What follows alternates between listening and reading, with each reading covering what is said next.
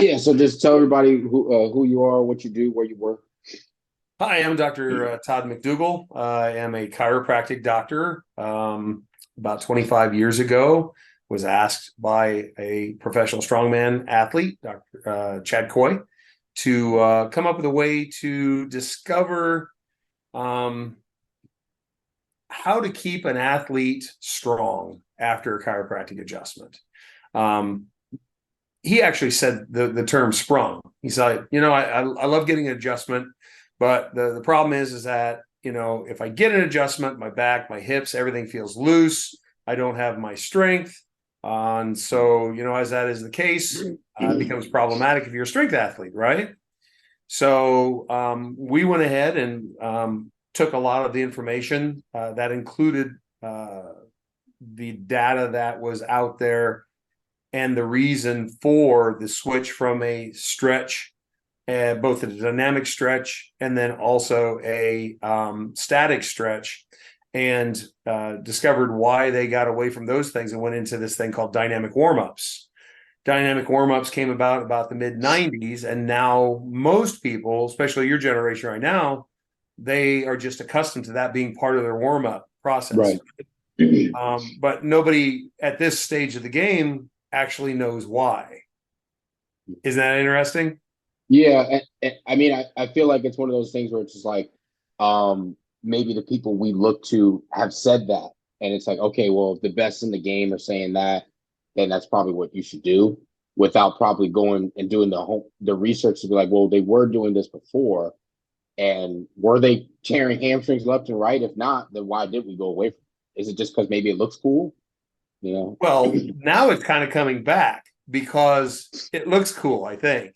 And know? people have kind of come up with this idea of this here that increases your flexibility. They don't understand that, when you've already got a pump or you're already warmed up, that you can actually, with a ballistic stretch, tear something, right? Right. That could be I've a bit. actually read that in a few of those Russian texts that they talk about that. I'm like, oh, okay, that's interesting. Wait a Well, minute. and if you even go even further back, Leo, what you're looking at is you go back to 1910. So in 1910, a doctor by the name of Hoffman actually discovered that if you go ahead and you do a static stretch, that there causes the motor pool excitability to change. And so what that means in essence is that that stimulation after a stretch has changed so much that it decreases the number of muscle fibers that are integrated neurologically, creating the maximum force and Mhm. maximum neuromuscular recruitment. Right? Now, did that make any sense to you? Yeah, but you're saying that applies to the static stretch or the dynamic stretch? A lot of people are conflating the two, Right. right? So that's why I think it's important to call it a dynamic warm up. Mhm. People will go ahead and conflate the two and say a dynamic stretch and a dynamic warm up are the same thing. They're not. And I think that's important, right? Right. And just like that statement that I made here with the decrease in neuromuscular recruitment, in other words, the number of muscle fibers activated when Right. you want to try and move something, pick it up and put it down, right? That changes significantly, it drops. It's worse when you go ahead and you go to a stretch and then you bounce it. Okay. So it's actually Okay? work. So the static stretch would allow you to recruit more or just the amount that you're supposed to, whereas the dynamic warm up may take actually away from the ones you can recruit. No, no. No. Actually, the dynamic warm up, you're actually moving through a pattern of activities that are preparing you to do the motion in competition that you're expected to perform. Okay, Mhm. so the movement patterns are set so that you go ahead and you'll maybe swing your legs, you may go ahead and jump, you may go ahead and bounce. You see that in a lot of track athletes, for example. So I think the problem is that maybe what we think is a dynamic warm up then is wrong. It's like what you just said. I The dynamic warm up Yeah, is what you want. The stretching yeah, aspect is not. yeah. And I So think that is the problem, like you said in the very beginning. Because when Yes. I'm thinking about it, I'm not thinking like that. So it's like, oh, okay, that's what the problem Right. And is. so it's very interesting how everybody can get it confused, just like you did right there. So let's go ahead and just for clarity's sake, if you go ahead and you stretch, in other words, you touch your toes, Mhm. okay, that's a stretch. Or you go ahead and you lie on your side and you roll your leg over, that's a stretch. Okay. Right. Ballistic stretch is a stretch with a bounce. So if you bend over and you touch your toes and then you bounce, that is a ballistic stretch. The first type of stretch decreases the number of neuromuscular recruitment fibers to engage in a lifting process, right? Or a Right. performing process where you're wanting to activate the musculatures. The ballistic stretch is even worse because it blows even more of them out. Mm. Okay. And so, does that make sense to you so far? Yeah. So, it Okay. would be like if you went ahead and you laid on your back also and you stretched your leg over, that's a low back and pelvic stretch, right? If you Right. bounced it, then what happens? That becomes a ballistic stretch. That bouncing will go ahead and incorporate how many joints also. So, the more joints that you have that you've just stretched through, the worse the reaction is going to be, right? So you're going to really blow out everything as far as your neuromuscular recruitment. In other words, you're going to be weaker, Right. or you're going to feel sprung and loose, that kind of thing. And so what I just described to you with that lumbar position is the very position that most of our chiropractic colleagues, people that do body work, people that will go ahead and try to athletic trainers are trying to do it. So they're trying to clunk the lumbar spine. They're trying to clunk the SI joints. And what's happening is across the board is that they're literally blowing out the entire motor pool activity. So you're weaker. Case in point, buddy of mine who won the 2020 World's Strongest Man is Alexei Novikov. Alexei told me that he actually had gone over to Dubai, had a doctor that went ahead and did that kind of application to him. The side posture roll with the hook, the stretch, the bounce. And literally, what Alexei described it is that he broke my back. I strong Right. before, I weak after. And I said, of course. And he goes, you know this? I go, this is why I don't do that in strength events. There's a different kind of application for chiropractic based upon the type of sport that you're taking care of, the athlete that you're taking care of. So as there should be, when you go ahead and you do massage, for example, there are different kinds of massage for different cases or different situations. Same thing with massage. You don't stretch in the middle of a competition as a massage therapist. You may be able to do some compressive things. You may be able to go ahead and do loose mobilizations and things along those lines, as long as you don't get into the joint capsule, as long as you don't cause stretching in the fibers, as long as you don't cause stretching of those fibers in the muscle, the tendons, or the ligaments. And the same thing goes too. Your discs also have neurological components. So as we're talking about all of these things, you don't want to alter that neurological foundation either. Hmm. It's really sciencey, right? But Yeah. I mean, am I explaining it okay? now, because see, now I was thinking that you were saying like static and ballistic, uh, like the static was actually good, the ballistic was bad, and no, you were saying ballistic is actually even worse than the static Correct. because of it recruiting more, which makes it more vulnerable Well, what to then happens get is it hurt. shuts down the ability for the body to recruit muscle fibers. So less muscle fibers means weak. So you And want then, you oh, want to sorry, preserve the neurological threshold for strength with Mhm. everything you do as a provider. Now, now, like to your point, I don't know how many like sport athletes would that you deal with, but would they have use for the ballistic or the static right I before? think what you can say is you can go ahead and apply it to the sport specific, all right? Hmm. But in strength sports and strongman, you don't do it. Okay. You don't do it. I've been taking care of strength athletes for 25 years. And the one thing that, and the whole reason for my technique applications that I teach and the information that I share is to kind of get doctors redirected so that they go ahead and they take care of their athletes the best way possible, right? Mhm. So it really it's not about me, it's information. It's information Yeah. to get out there. And opportunities like the Swiss, Dr. Kanakin invited me last year. He's invited me again this year. And, we had just an awesome experience there. And it's, for my work, in the last 25 years of being one of the leaders in sports science, as far as what I do with strength athletes in particular, he gave me the Lifetime Achievement Award, which just was such an amazing honor. But if you go and you look around, I'm the only person talking about this on the planet. I feel like it's something definitely overlooked. And like even me, it's like I can't remember which I was reading. It was either Super Training or Science of Sports Training. And they were going into like 8 different types of stretching. And I was like, I was reading it, but I was definitely like, oh, okay. But like, all right, well, now talking to someone like you, it's like you could be, you could be asking for somebody to not only perform better, but maybe even getting hurt, and you're thinking you're doing the right thing, and it's like, oh, this can't. Well, here's another fallacy. Okay, I mean, you're probably familiar with what do they call it? Like a reactivation.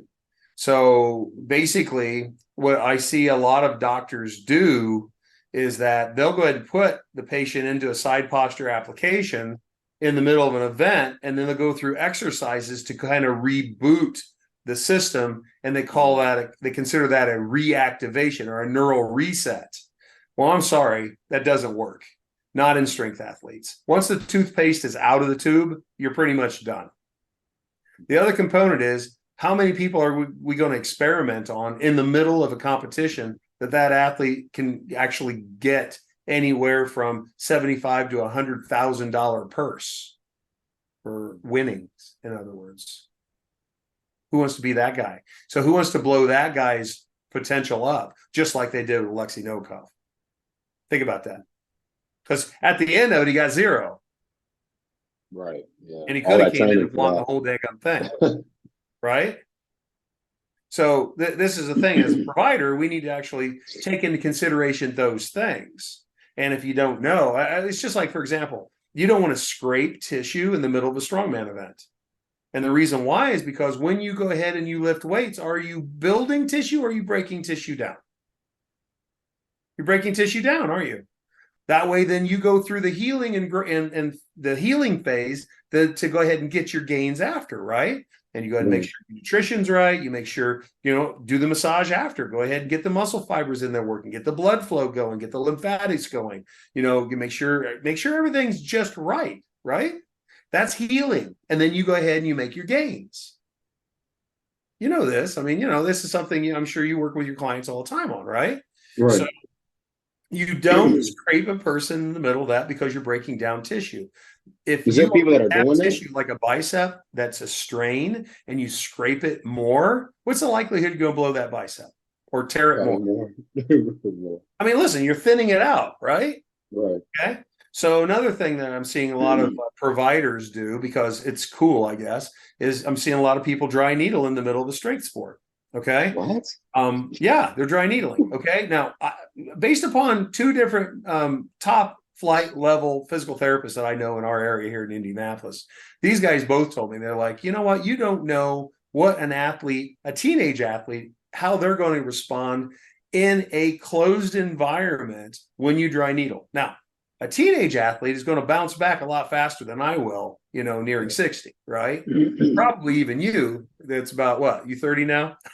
28. I'm getting 28, right? So I mean, you think about it, you're going to heal a whole lot faster, right? Well, I got dry needle before, and the next day lifted, and my back was messed up, and I was like, "Oh, I got to take some days in between this."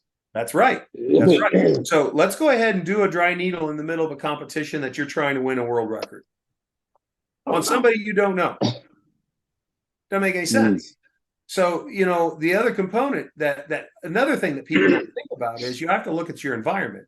So if you are in a rodeo corral and you're in the middle of a strongman event and you got dust floating all over the place, right? And then you're going to do a little alcohol swab and then you're going to stick a needle through somebody's skin into muscle tissue. Okay. What's in the corral? Horses, right? Horse shit. Yeah, exactly. Horse poo. Okay. Now, if you step on a nail, what's your biggest concern when you step on a nail? Getting Infection? infection, right? Yeah. What kind of infection? What do they call it? You know? Was it tetanus or something? Yeah. No. You know where tetanus comes from? Mm-mm. Horse Rust? feces. Oh my God. Okay. There you go. Okay. Now, listen, I'm not a rocket scientist here, but I'm just thinking that if you go ahead and you rub somebody down with a little bit of alcohol, and then you go and stick a needle with all that horse feces dumping in the air, what's the likelihood that you have the potential? Okay, let's say, what is the potential? You can poke that into somebody's skin and give them tetanus. Could it Yeah. happen? If it were me, the way my luck is, I would have tetanus, which I also call lockjaw, and then I wouldn't be able to talk to you on this format. See what I And mean? people have done that. Here's So another you've seen that component. was you've seen that. That I'm just telling you it's happening out happened. there. And these are by doctors who are being added into strength sports. Okay. And as a whole, everybody who's there thinks that they're in good hands. Think about that, because they're a doctor just like me. So therefore, they know what I know, right? No, they don't. Assume. All right. So let's go ahead and let's make this more interesting. Okay. And it doesn't matter whether you're PT, a chiropractor, whatever. I said provider, right? So I'm not picking on anybody in particular. But have you smelled your weightlifting belt and weightlifting gear lately? Yeah. Okay. Okay. Everybody knows what I'm about ready to say. That stuff stinks. Okay. So let's go ahead and get it all super soppy, sweaty. Also, when we go ahead and we compete in a contest, doesn't matter if it's powerlifting, doesn't matter if it's Olympic lifting, doesn't matter if it's strongman, whatever, right? So why does it stink? Firstly, it stinks because it's full of bacteria. Okay, bacteria can cause problems in your body, right? If it's reintroduced and your body's not ready for it. So let's go ahead and have all your soppy, sweaty gear on, and then go ahead and have a soppy, sweaty shirt, pull all that off, and then use a little alcohol swab again. Okay. And then drive a needle in there. Listen, there are people that are getting flesh eating bacteria in a clean, safe office, and they end up in the hospital.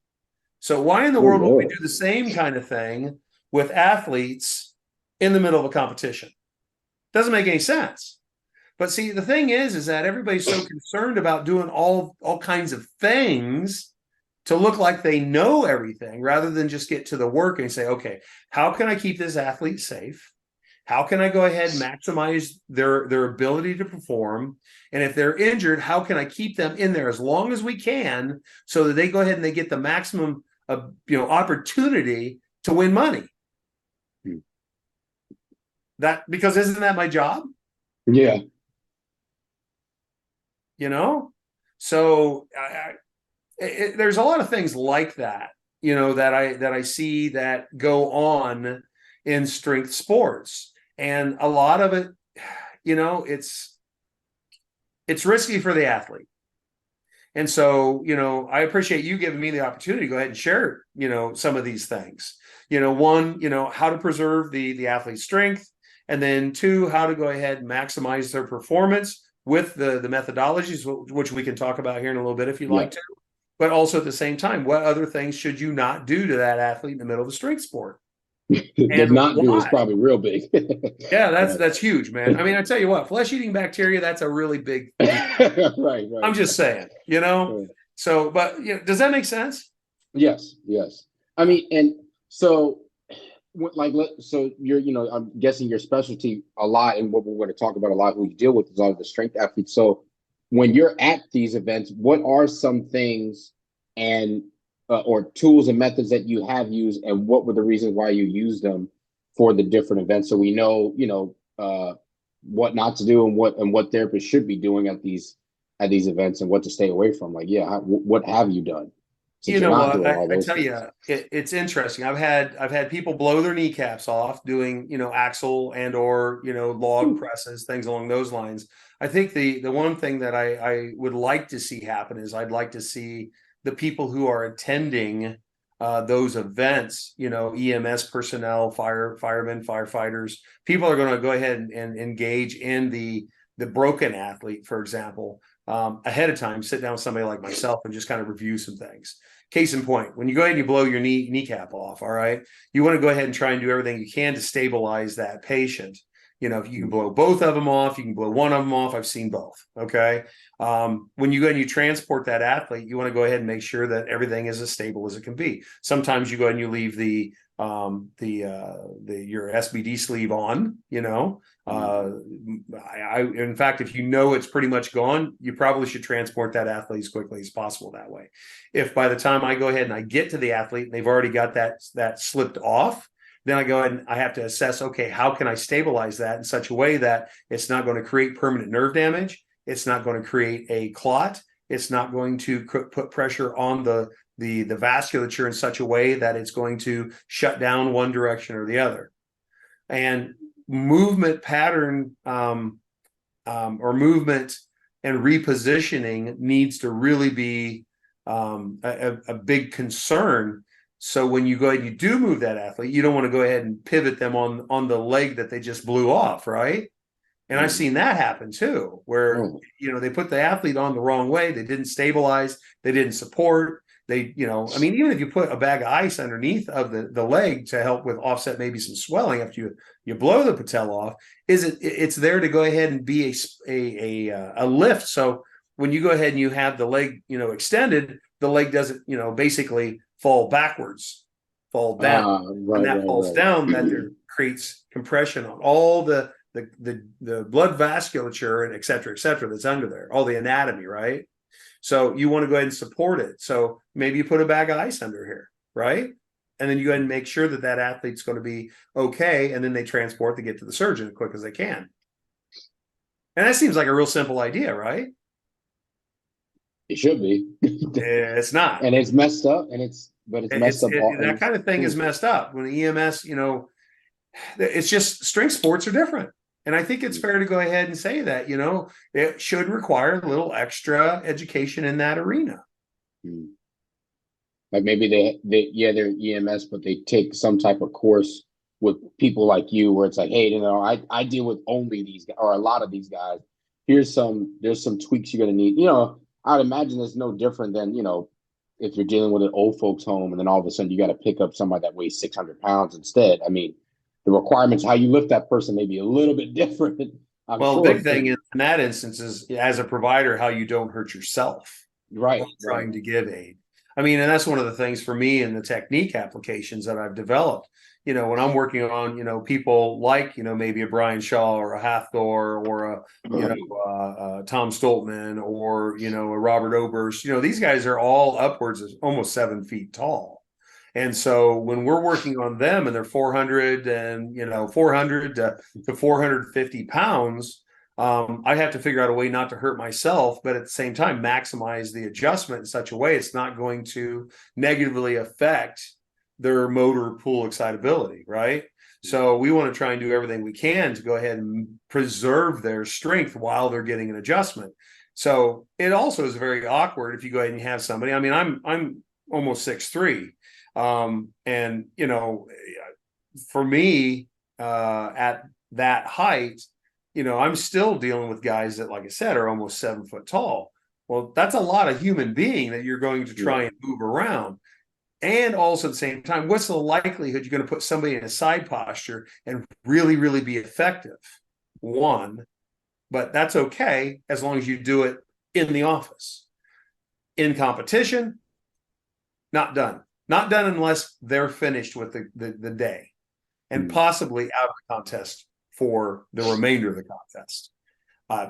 That's the only reason I would even consider doing it, if there's a ton of rotation. But most of the difficulty in low back pain, low back problems is coming out of the lumbosacral area. So in other words, the pelvis and the tailbone. Yeah, which I've had some issues in the past myself.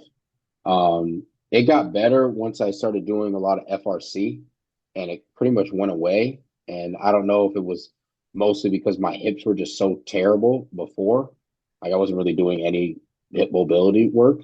And then my adductors were like shut off and non-existent.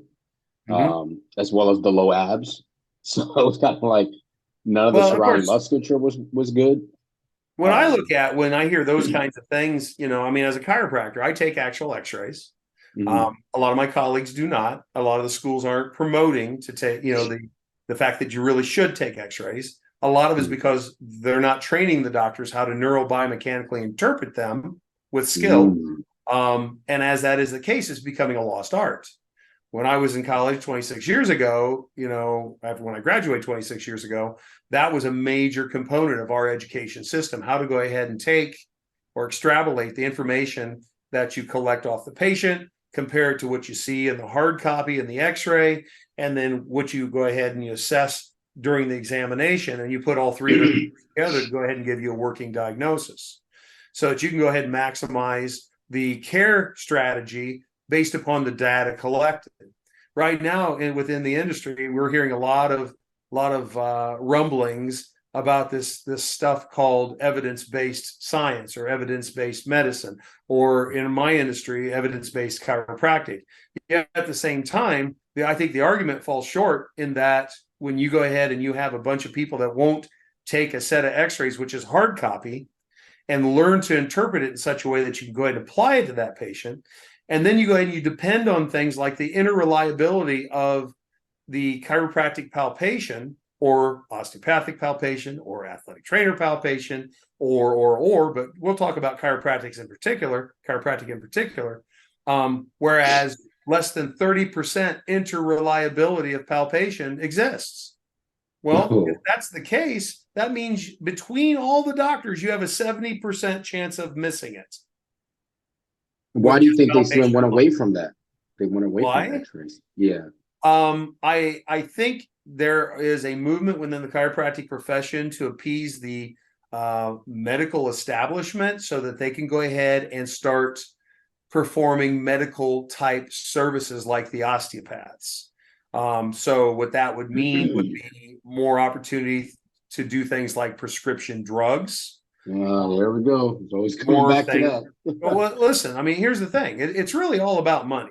Okay. Mhm. The entire industry, regardless of where we're at, and what group of individuals within that industry, the healthcare industry, which is an oxymoron.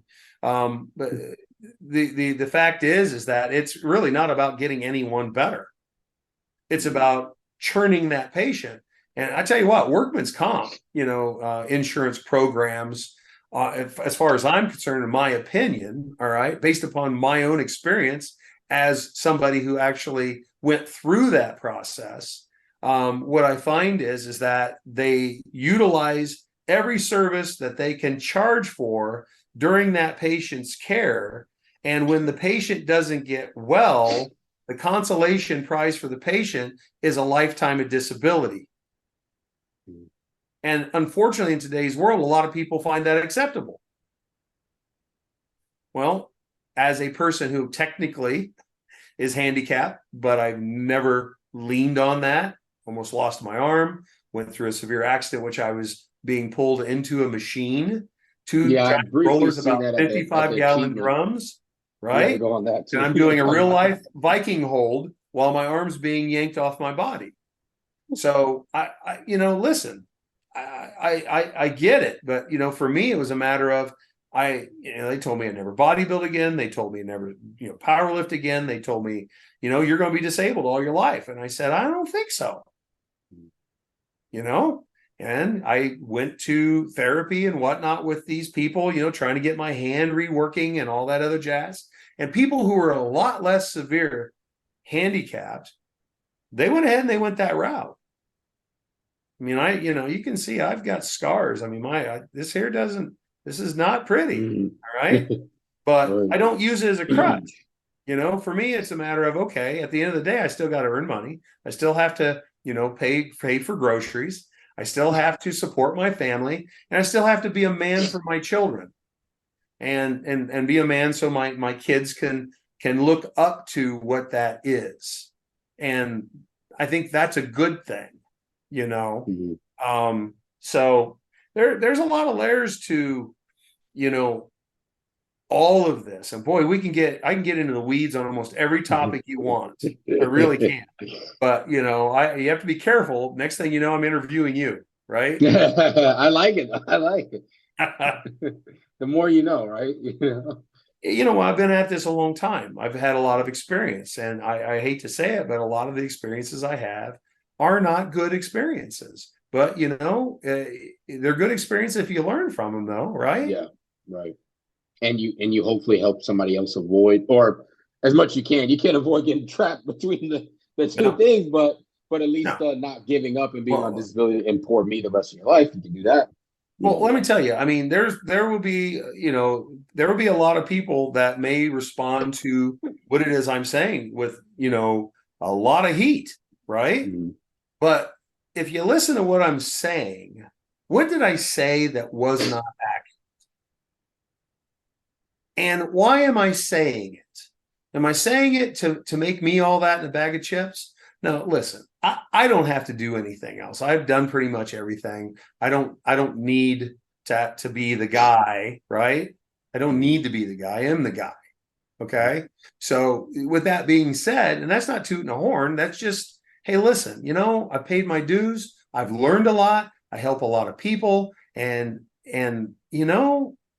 there's something of value in what it is that I offer the world. And that's what I'm going to do now. And I don't know that that's a lose for anybody. To me, that's a win-win for everybody that I engage. Everybody wins. And that's a rare, very, very rare thing in life today, isn't it? Yeah.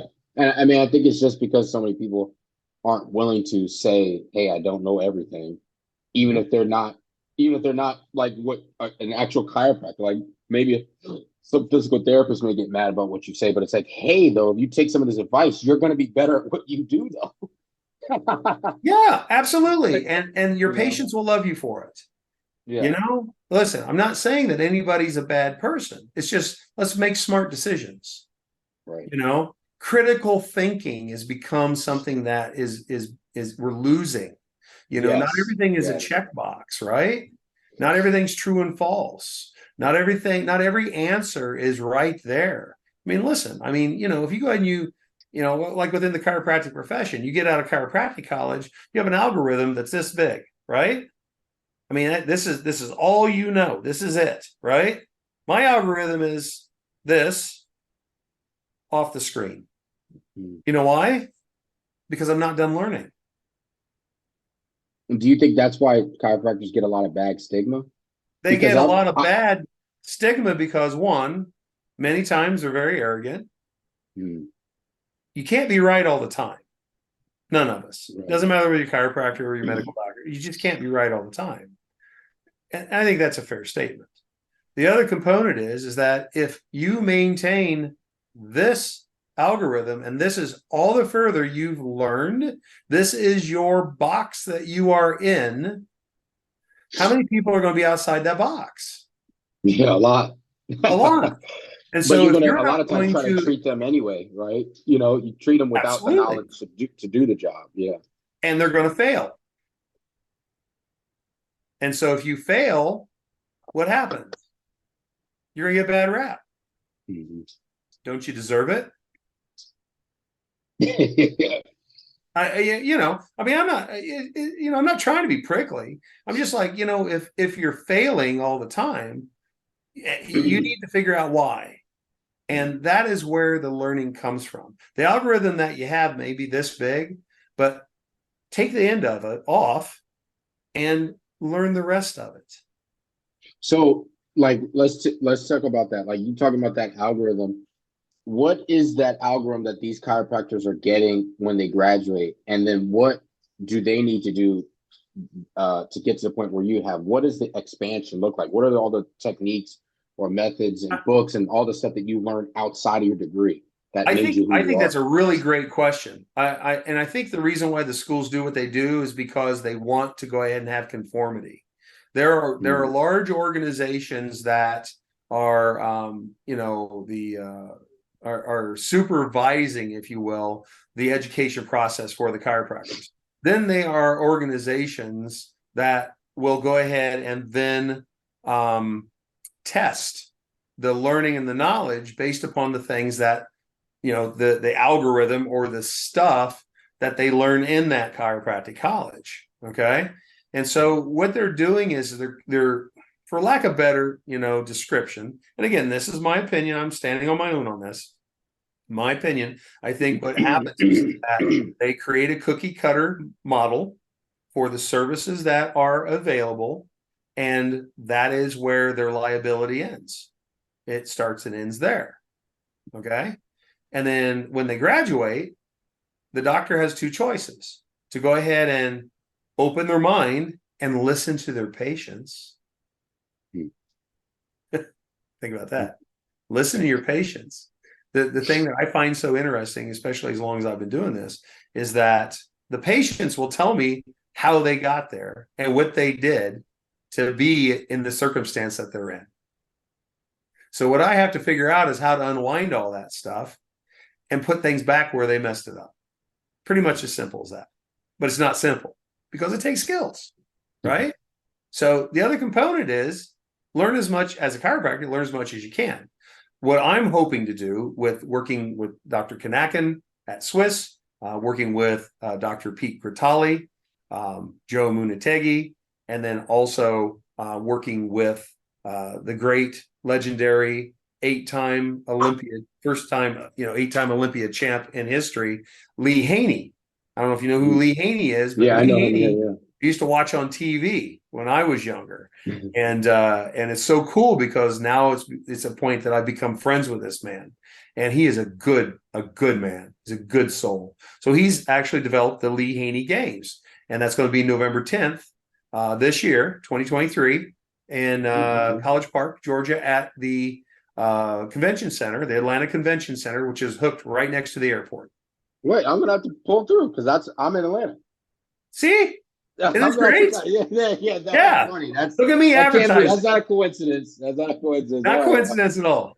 So we're going to have what's called the Chiroathletica, and our goal is us, old guys, right? People like myself, people like Pete Gritali, who was on workouts with Lee Haney on ESPN, and then also worked with the body shaping crew on ESPN. So, Pete's kind of famous a little bit, right? And kind of, hooked his wagon to Lee Haney. Now, we're also doing this in conjunction with the International Chiropractors Association. And so we're going to offer, I think, 6 continuing education credits, not a lot, based upon what it is that we're going to be sharing. So that's one thing. The other thing that I'm getting ready to do to help educate and train other doctors, since you ask about what other things can chiropractors do to go ahead and continue their learning experience postgraduate, we're going to go ahead and hook up with the official Strongman Games, which are a feeder system, just as the Giants Live and official Strongman in Europe are to the World's Strongest Man. The other thing is that this is the organization that also has world titles, which are actual world titles. And there will be up to 400 international world-class strength athletes that will be there. So what we're going to do is we're going to have a class on the 30th where I'm going to do an 8-hour course where I'm going to pound all the information that I can into the heads of the doctors that are going to be there. I'm going to give them all kinds of information, just some of it, what I've given you, like the stretch receptor stuff, right? Mm-hmm. But we're going to also address how to treat that athlete in the middle contest. And we're going to give him as much information as I can, right? Mm-hmm. So in addition to that, once we're done, we start day 1 on December 1st of the official Strongman Games there in Charleston, West Virginia. Okay. Or Charleston, Columbia. I don't remember now. Go to strongmandoc.world and it's on there. So if you go all the way to the bottom, you'll go ahead and see seminars. Okay. We're going to hopefully have student seminar or student doctors. And then we're also going to go ahead and have doctors who've been in the field for a while. There are options there. So I'm real excited to go ahead and offer that. But we're going to do what I'm going to call live fire training. Regardless, it's in West Virginia, okay, at official Strongman Games, which you can go to officialstrongman.com and you can look that up if you just want to go to watch, okay? So really cool stuff. But we're going to take what the doctors learned on the 30th and we're going to start showing them how to apply it on the 1st, the 2nd, and the 3rd. Oh, wow, okay. Live fire application, which basically means they're going to be able to touch, they're going to be able to feel, I'm going to go ahead and execute the adjustment, and we're going to try and make sure that those athletes have the time of their life in an international world-class competition. There's nothing like this out there. Yeah, that's pretty cool. That's actually pretty dope. Tell me this isn't kind of a cool idea. Yeah. That was smart. That's definitely outside the box because those athletes are going to appreciate it too. They're like, oh, yeah, go ahead. Well, here's the thing. I've been doing this 25 years. So, I mean, how many more years do I have? I don't know. I have friends that are my age that are they're gone. They've died. And so as that is the case, it's like, okay, if I want to make sure that the strength community is safe, one of the things that I want to try and do with this is actually create a full certification. They'll get a certificate for being there at official strongman games. They'll be able to use that certificate and apply it to a full certification of 300 hours for a full certification in McDougle chiropractic methods. Now, why 300? Because here's the thing, a diplomat program for chiropractors in whether it be radiology, whether it be, upper cervical technique, whether it be, pediatric care, whatever, a diplomat is 300 to 350 hours. Well, the thing that's different about what I'm doing is you've already been through school. You've already been in practice oftentimes, right? You've been in practice for a while. So do I really need to go through the entire education system again? No, I don't have to reproduce that. I don't have to do it all over again. They've already learned a lot of this. So what I can do is I can go ahead and stand on what they've already learned, and then I can go ahead and expand their knowledge on what it is I do, which will facilitate a better outcome at the end result for these athletes. But also at the same time, the cool thing is what I've developed actually works on people who've got rods and screws in their back, people who've got plates in their neck, people with artificial hips, people with artificial knees. Think about that. How cool is that? And it all has to do with performance, right? So what these people can learn from me will actually boost them forward about 10, 15 years in education that they may or may not get because they may or may not be exposed to difficult cases that will allow them to be more than just a soccer mom chiropractor. Right. Not that there's anything wrong with that, but I'm just saying we're trying to create next level doctors here with what I'm doing and just with the certification, right? But here's the thing, all right? My goal is to protect my athletes. And yes, they're mine. Okay? I want them safe. And so that's my job, right? So how can I make them as safe as I can? Does that mean that, these doctors can't screw up? No.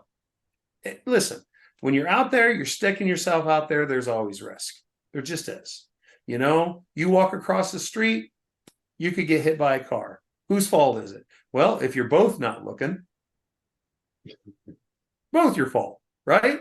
So it's that kind of thought process, I guess. But if I can go ahead and address things and make it in such a way that these people are starting to think critically in a clinical way, who loses? Nobody loses.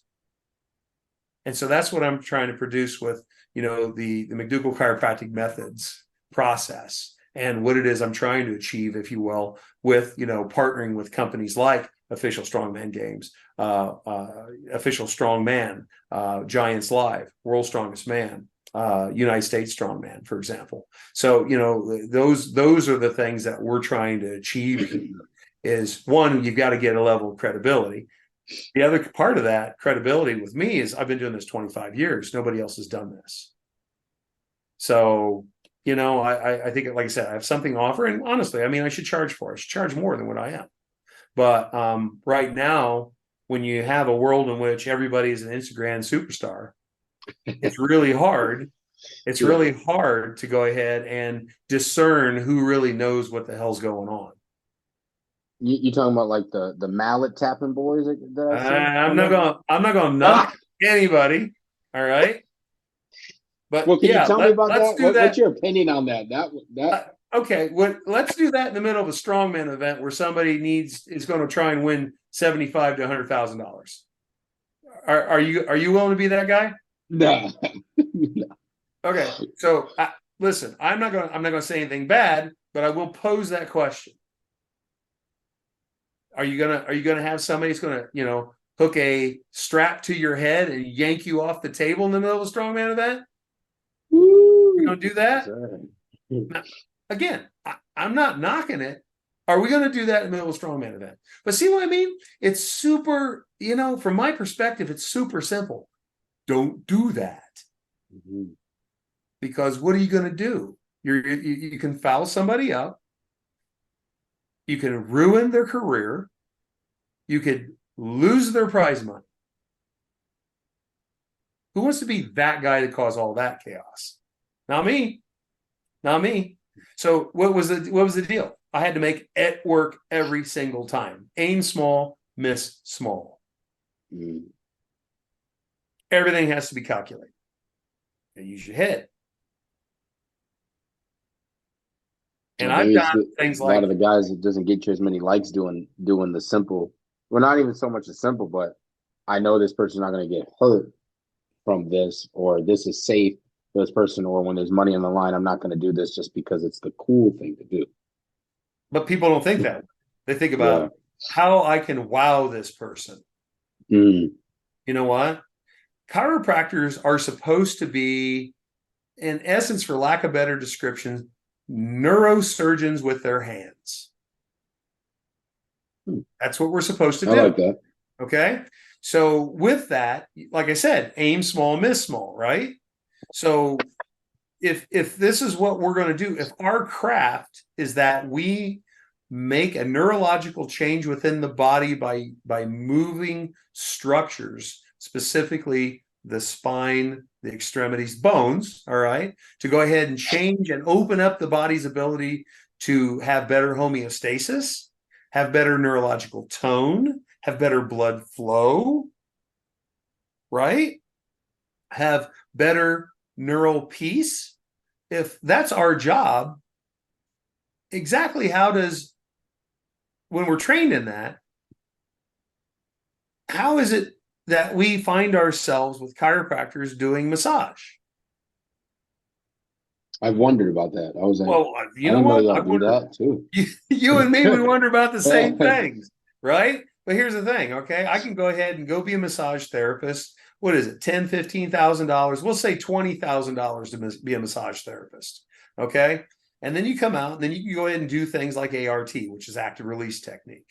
Yeah. Anybody can go ahead and take that if you are an allied health professional, right? At least that's the way I understand it. Okay.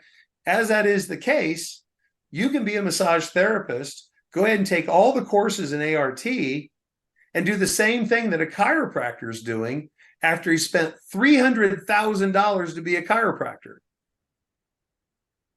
They're allowed to do adjustments too. The ART guys. No, if you're a Oh, chiropractor, you can do them, okay. right? But what I'm saying is, why be a chiropractor if you're not going to do adjustments and you're only going to do Right. or you're going to do massage? Or if you do adjustments, you do them poorly because your focus is massage. You should have saved yourself $280,000 and being on the hook for the rest of your life to the federal government for the loan, right? Yeah. That's not smart business, is it? No. So the same thing can be said. Okay, are you going to be a pseudo physical therapist now? And you're going to bill all your services under a PT code. Well, that may be a little sketchy because you can get more money by doing a mobilization code versus a chiropractic code. Well, that just drops the chiropractic code value over and over again. The other kind of thing is the insurance companies know all of this and they let it all happen. The other component is that they also go ahead and say, okay, we're going to do an adjustment. We're going to give you less. We're going to give you less. We'll give you less. Well, every year they give you less, but here's the reason why.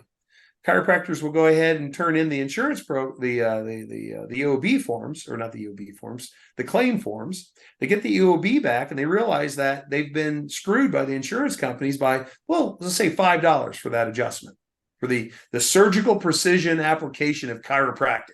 Okay, sounds like a big deal. Well, we're going to go ahead and forget $5 accidentally. So you call up the insurance company. Insurance company says, oh, well, yeah, we really hate that, you know? So if you send that check back, we'll go ahead and issue you another one in 30 days.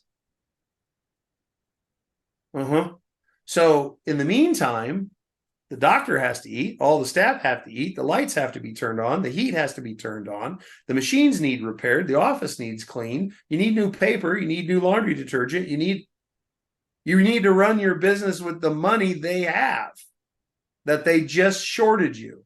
So what are you going to do to make it, a quick turnaround? You're going to accept payment.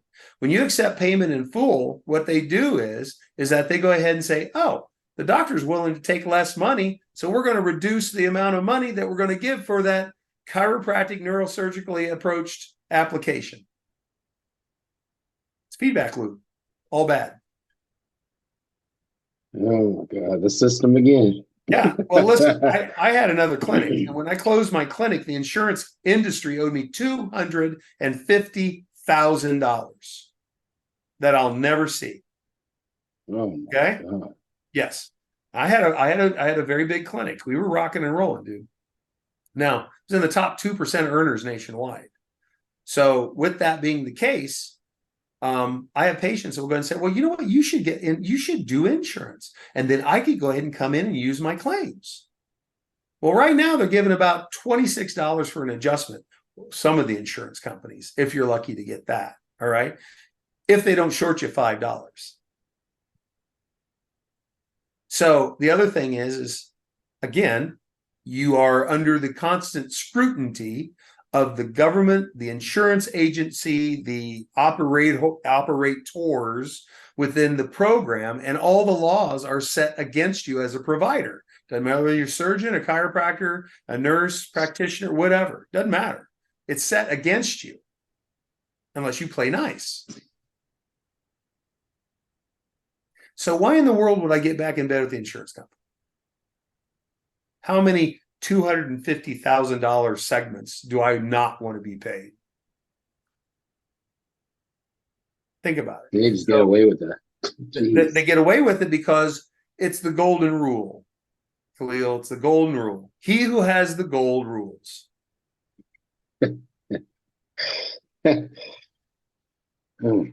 Right? Now, like me, I've never been to a chiropractor. Like, how do you know when you should? And if you're deciding to go to one, how do you know that they're credible or even close to like how you are? At least they're just not doing the bad stuff. That's a tough one. The first one's actually pretty easy. So if you can look over your shoulder, right and left, and it looks the same, right? No, this is much worse. Yeah, well, you can, when I'm looking at you, when you look to the N on learn, when you look to that shoulder, all right, then you go ahead and go to the double L.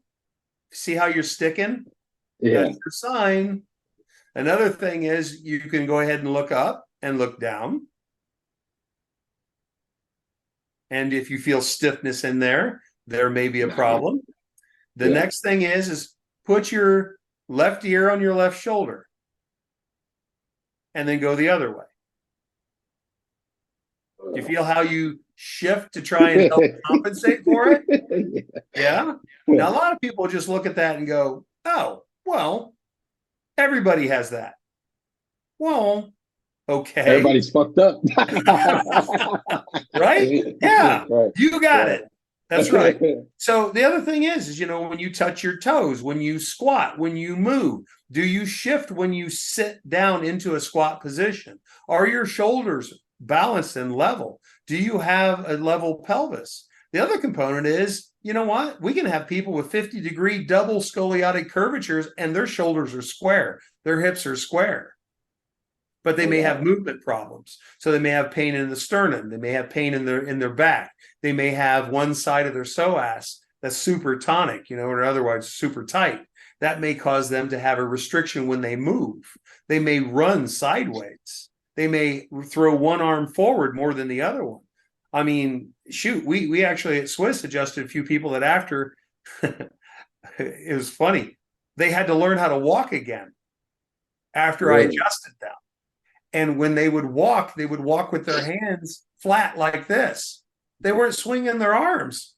Oh my God. We made such a huge neurological change, we had to reorient them in proper movements. So that's crazy cool stuff. I worked for 4.5 hours in the hallway on a lot of Canadian athletes, and I had such a great time working with all of these athletes. But one young lady in particular had been through a wide variety of different physical therapy applications, which were extremely intrusive and a bit a little bit, they were highly involved and violated her a little bit, right? As they're trying to help her. After I did one move, she burst into tears and she goes, "You got it." That's the one that you posted, right? Yes, actually, she posted me a lot, and so I reposted. But absolute doll. She wants to get the word out. She wants to get the word out because she knows there are other people just like her out there, and she wants to make an impact, and share with people what it is that I'm trying to do. And listen, that was on a table in the middle of a convention hall. Think about that. Yeah, These that's other not with people all the that were stuff you probably treating, had. well, the other people that were treating her, they had an office with probably $500,000 worth of equipment in it, and they weren't helping her. How sad is that, man? It's just not right. And I mean, listen, this year alone, I have people that have flown from states like Delaware, Texas. People drove from Mexico, the country of Mexico. Oh A my guy God. from Spain. I've done consultation overseas in places like Sweden and Norway and England and I mean, listen, the state of healthcare as a whole, which is again an oxymoron, because it really is about just managing sick people. It's not about getting anybody well. It's just so disappointing. And Yeah, I so, know. well, how do you feel? Well, I mean, going through what you're going through, all I can say is I hope that you found people that really give a damn, because Yeah, you're a nice guy. We need more guys like you around, right? yeah. So if you Um, with me? yeah, I'm with you. Yeah. Um, so tell me, would you have any advice for, let's say, people like me, the sports performance coaches, the strength coaches out there? Anything for us to, advise our clients on, or at least stuff to avoid, or like, yeah, I guess to even a more extent, like if I'm looking for somebody, Cairo, do you have any, advice for people that are seeking that extra help or knowing, Yeah. okay, I need to go to this versus I need to go to that, or where to Yeah, I go? went off Period. on a tangent. I'm sorry, but No, you're good. thank you for No. the redirect. Yeah, That's for sure. no, that's good. That's good because the more expanded, I never really I never set like a time or set because I like to people let it out. Let me hear everything you got. Hmm. Hmm. Mm, Yeah. Yeah, it's pretty wild. No, I think the thing is buyer needs to beware. mm, Um, it is hard for the consumer to find the right person, and unfortunately, they have to expose themselves to that risk if they yeah, want yeah. help. And there are very, very talented people all across the healthcare industry. So I'm not throwing the baby out with the bathwater. I just think that people like yourself need to be very, very cautious. You can turn anything into an examination. For example, I did a lecture on that last year at Swiss. And bottom line is just like I did with you on camera here just a minute ago. These are basic things that are measurable and reproducible. You can tell rather quickly if the doctor of chiropractic is doing you good if you have an immediate change in those pardon me, those ranges of motion, for example, the ease of motion with an adjustment. Okay. If you don't have that range of motion and they haven't done imaging like x-rays, that's a problem because you can have things that are not separated. Your body was born the way it is. people like me who've, been in the arena of sport and training. I discovered within 3-year time period that I actually had 2 of my vertebrae in my back fused together. There was no signs 3 years before. So every 2 years used to be the college standard in chiropractic for x-ray reassessments. It's not because the doctor is trying to make money. It's because he wants to assess and collect data. Well, that's what's supposed to happen.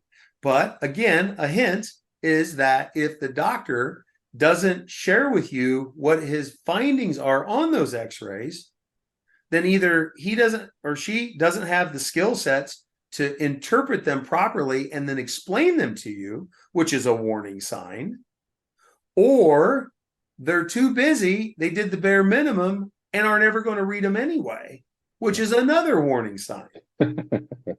Right? So when you do it, is the first thing you would do with somebody, like if you're coming in, you're assessing them, would the first thing be like a visual one, like kind of like how you just did, and then x-ray, and then you evaluate the x-rays, and then you start adjusting? Is that kind of We how it also goes? do an examination, and then we go ahead and we compare and contrast what we find on x-ray and what we found in the examination process.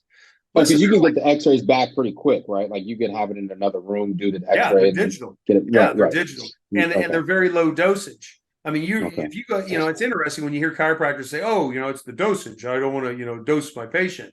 But at the same time, they're agreeable to go ahead and have a mammogram, which has a real sketchy return on outcome in regards to interpretation for a positive, for a cancer or a tumor, or a lesion, or whatever, right? Or you can go, they don't have a problem you doing a CAT scan, which is cancer causing.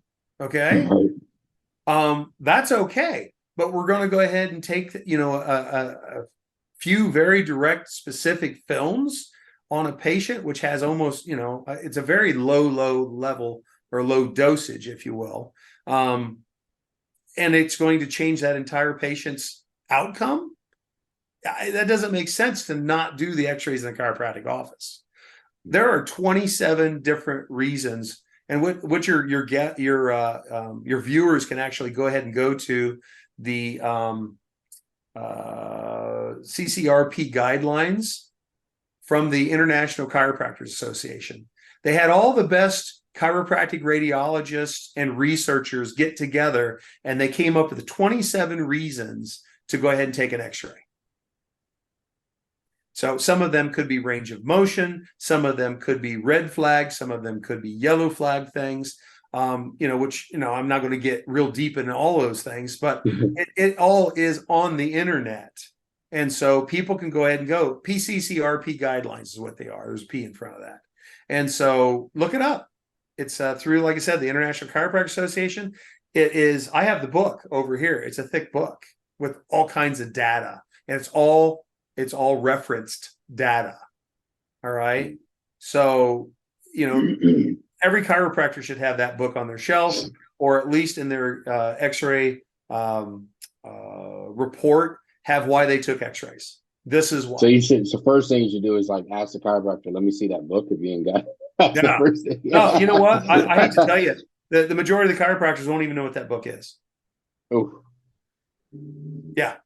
So, I guess you can look at that as a test. Again, have you seen, is there any difference between, is there any differences? I mean, because I know this from strength coaches that have traveled abroad and been over here. They say the same thing with like exercise science degrees. Do you see any difference between the American education system for chiropractors and overseas? Like, do you see if there's any bit difference, if one is better than the other, or in general? What I'm trying to do is, in concert with the Giants Live program, is to assist chiropractors in the European countries. And so what I need to do is be extremely neutral on my opinion on that, because I have been offered the opportunity as a guest to that country to assist and expand and do things over there. So I'm not going to shoot myself in the foot when we just started the race. All righty. I hope I answered that correctly. No, you Um, did. You did.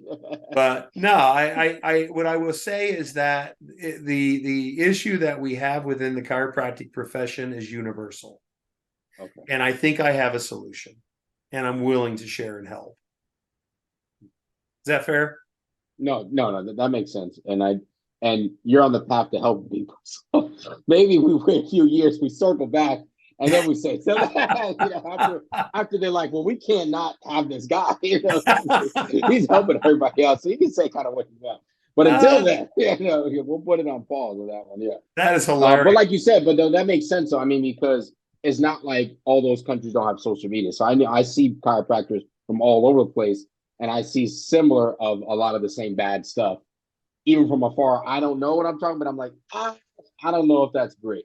Well, you listen, know, everything that I've shared tonight, I know I will eventually get heat for it. right? All right. So the one thing that everybody needs to understand is whatever you say out loud, the universe will pound you later for it. Okay.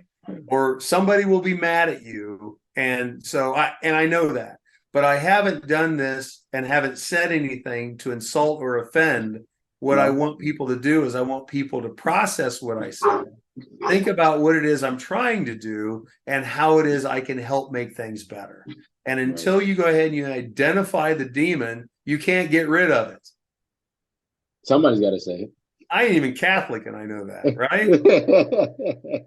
So, I think that's important to take special note of, you know.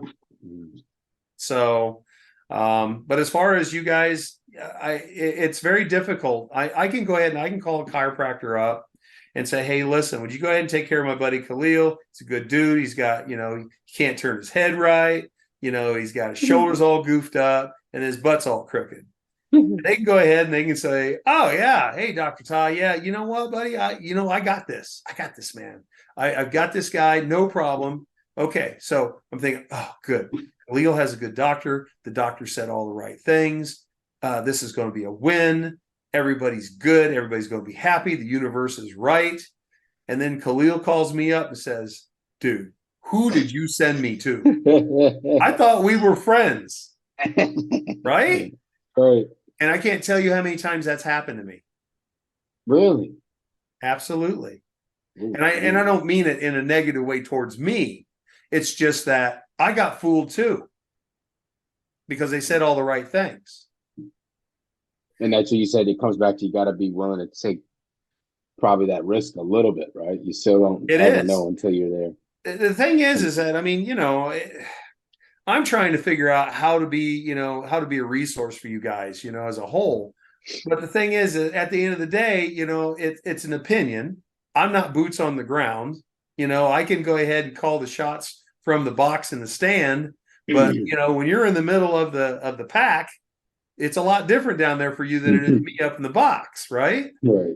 Yeah. And it's the same kind of thing when I'm doing remote stuff. When you guys call up and I just had one of my strongman guys just send me something here just today, and it's like I can figure it out remotely, but I can do a whole lot better if I was right there. Yeah. But you know what would even be even better if it's somebody that's there that I've taught and I know that they know my algorithm, and then they can go ahead and execute as much as they know how. And then they call me up and they say, hey, I'm stuck. And then I can say, hey, how about this, this, this, this? I just did this with some of my athletes, strong women athletes in Canada. I got on the phone, talked to the doctor that was there. She was very open. We went ahead and we Oh, set wow. this athlete's rib cage back where it needs to be. Because the contest where she was at, the doctor there, who was supposed to be really talented, wasn't. So just because you work for the NBA, Yeah, don't chiropractor start me on doesn't that mean you crap. got it doesn't mean you got skills. Yeah. It just means you got lucky. You got Sometimes it's the slid whole in. staff, and I feel like they probably feed into each other. Well, Because there's got to I'm a be basketball guy, so all right. I Well, listen, root for my there's got to be staff. one big dog. Okay. You got to be Right. one big dog at the top. One big dog wants to stay the big dog. And so what's he going to do? He's going to make sure everybody else is dumber than him. Mm. I'm saying in general, not pointing Yeah. at any organization. I'm just saying in general. Okay. And it doesn't matter whether it's professional sports or whether it's collegiate sports or it's the little league team. Doesn't matter. Doesn't matter. So, I mean, listen, one of the biggest scams out there, as far as I'm concerned, since I'm already, going to be excommunicated from everything, is that, well, listen, I figure like this. If nothing else, this could really blow your podcast up to where it's going to be really popular. Okay. Well, I appreciate that. And it's okay because I'm helping you. All right. Because you're all right. So, but one of the biggest scams in sports medicine today is what we see with the high school sports, where you have the orthopedic doctors that will go ahead and supply helmets and pads and uniforms and grass and all these other things. And so what they do is they go ahead and they hire an athletic trainer to go in and fail consistently and say that everything's broken. So then what happens is that then the broken kid will go ahead and go to the orthopedic center, and then the orthopedic center makes all kinds of money off of the broken kid. And then they go ahead and do the same thing over again. So it becomes a cycle again, right? Well, are those the best people for trying to prevent anything? No. Can you explain to me why? Why the system is like that? Yeah, why they're the wrong guy to go see when your kid's hurt or almost hurt. Because they don't need surgery in many instances, right? Well, yeah, right. Yeah. I mean, I've had athletes like that where they're like, oh, and I'm like, no, I don't think you don't. And I also don't think you need to be on these painkillers for this long. I also don't think you need 5 months of physical therapy and don't move. It's a whole Listen, thing. I've had patients that have had headaches, and had been on muscle relaxers for 20 years. They started when they were 15 years old. And the medical doctors as a whole kept them on it. Listen, I'm not a medical doctor. I don't deliver drugs, but I just think that's kind of weird. Okay. Is that fair? Money talks. It should keep me out of trouble a little bit. So, but at any rate, so you got this vicious cycle where the kids are getting thrown into the lawn mower. They're not getting the best care that they could. And the chiropractors are shut out because these doctors will have private contracts with the schools. So they are exclusive. So you go ahead and you have a kid. Now, this is a great case in point. I used this the other day. You go ahead and have a kid that rolls their ankle. Okay. So they roll their ankle, they go ahead and they get immobilized most of the time. They'll go ahead and be put into an ice bucket, ice bath, whatever. And then they'll go ahead and they'll go through some different exercises, the alphabets with your toes and all that other kind of jazz. They may go to the orthopedic doctor, make sure it's not like super duper bad, like everything's ripped all to heck. But, still a sprain, which is a torn ligament. Okay. Could be a tendinopathy also, which means basically the tendons could be involved as well. Okay, if it's super bad, fine. But what do? They put you in a boot, right? Yeah. Okay. So you go ahead and you go through, 6, 8 weeks, maybe 6 months, maybe 12 months. Depends if you re-injure the ligament, because it takes that, a long time for ligaments to heal, even in a high school athlete. Well, the first game, what's the athlete go out and do? Rolls ankle again. Okay, let me tell you why. This is like super simple stuff, right?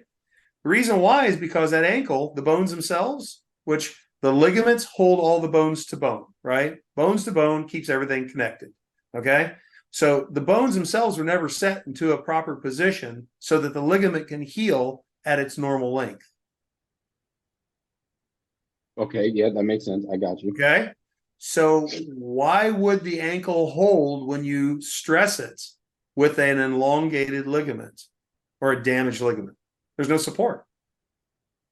How many times you heard people talk about how often they have that ankle roll? Again, it's like every other month. Again and again, even into adulthood, right? Mm-hmm. That foot later can be very arthritic, which means then down the road, who knows? Maybe they can go ahead and do a surgical event and then go ahead and fuse the whole thing together.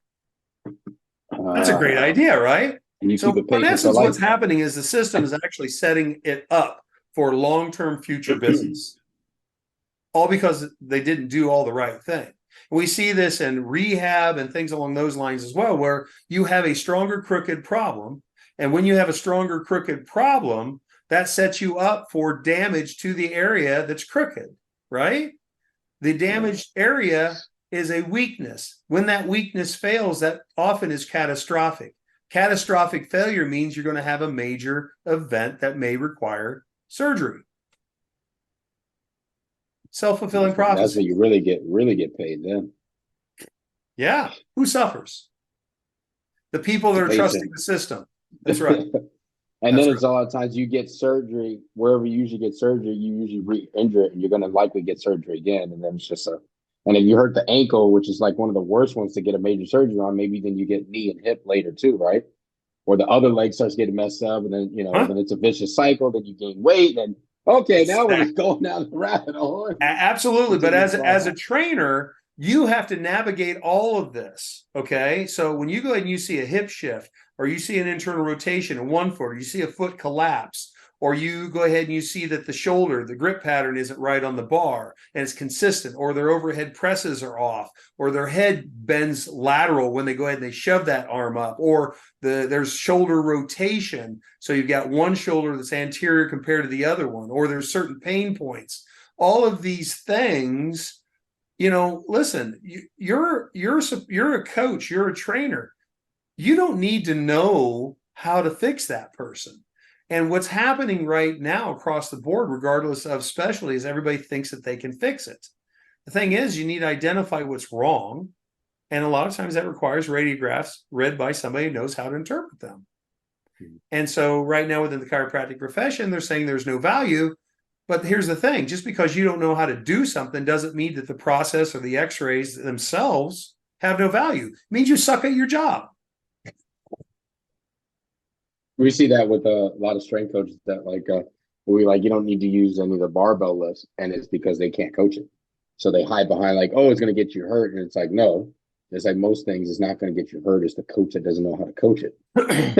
And then what you do, you bring out your rubber bands and you bring out this and you bring out that. And so next thing you know, you're going to do your shock smacker 300 and say that it's going to fix stem cells and things. All right. And maybe it does, maybe it doesn't. I don't know. I've never needed one in almost 30 years of my experience in chiropractic.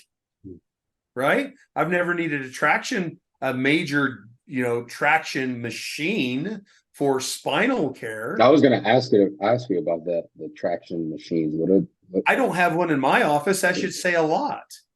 I don't refer for them either. Patients, if you give a good adjustment, you may not need that. Some people are just screwed up. Some people are bad enough that everything's blown up. They have to have surgery.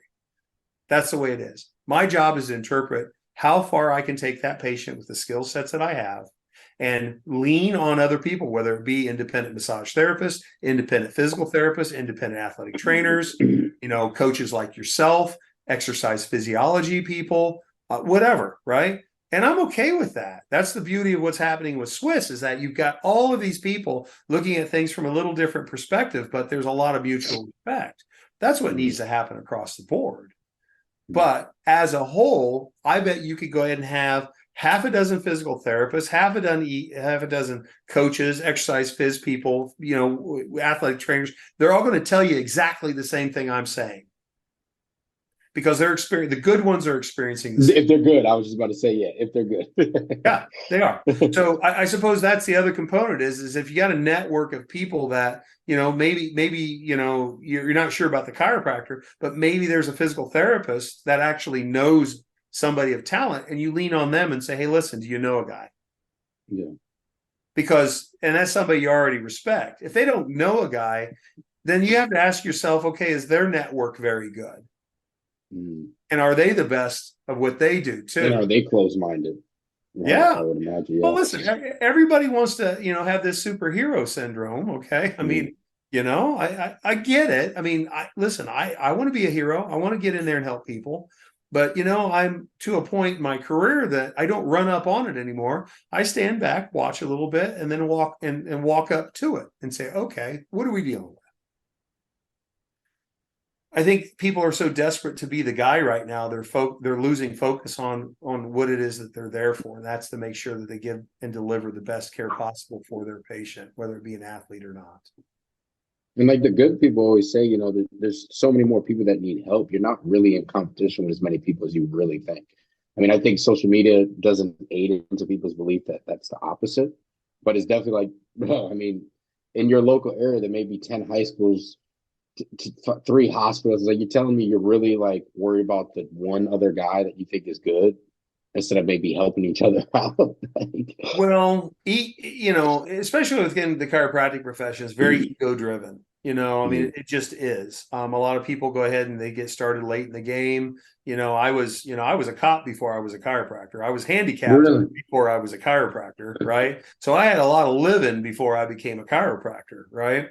So, there's a lot of, there can be a lot of pride, there can be a lot of ego involved in all that kind of stuff. And I get it, and that's fine.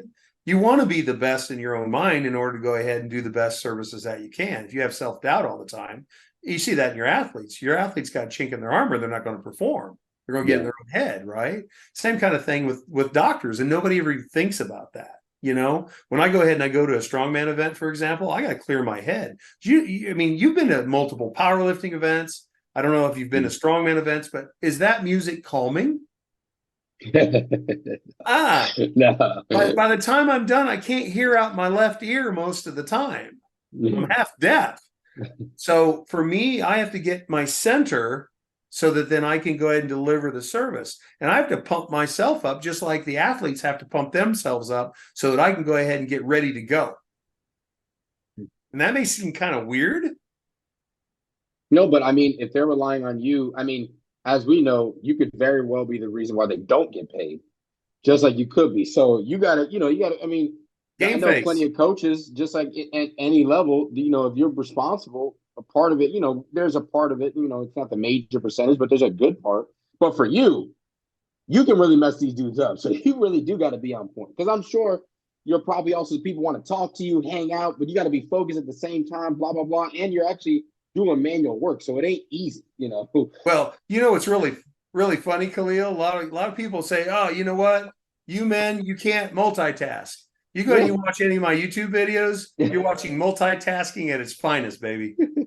Telling you what, So, but yeah, I think as a whole, to continue with your question, it's very tough for you guys to go ahead and find somebody. So what you're going to have to do is you're going to have to rely on the people that you already trust. See if you can find somebody that's actually going to deliver the goods, somebody who actually takes x-rays, knows what they're looking at, and be able to share with you symptoms and things like that they've predicted based upon the neurobiomechanical interpretation on your films. And if they can go ahead and do that, now you're with probably the right guy or gal. That's a skill set in itself. If they say, hey, you know what? I used to believe in x-rays, and now I don't do x-rays anymore because I'm just that good at palpating. I always tell my patients when I'm at a contest, I don't have all the data. I'm giving you my best guess. That's fair. If you're in my office, I'm guessing less because I have more data. And the outcomes should be better, shouldn't they? Yeah. Yeah. It's better to have more information than less. Absolutely. See, that's the other thing too, is, getting in there and working with people like yourself, who's a trainer. I've got, we're in process of networking with a lot of people here locally, but, it takes a long time before you get to be trusted as a resource. You know what I mean? And it does take time to get good at a craft. Okay. I mean, I was pretty talented, at the very beginning, but I'm light years different than where I was because I kept growing. Right. And so which as is you fun, get, though. huh? Which is fun, though. I mean, it's funny that people that are afraid to do it, I'm like, it's fun. Yeah. For me, I do something, Manny, Dr. Manny, who works in the office with me, he's on my fellowship program. He just looks at me and he goes, where did that come from?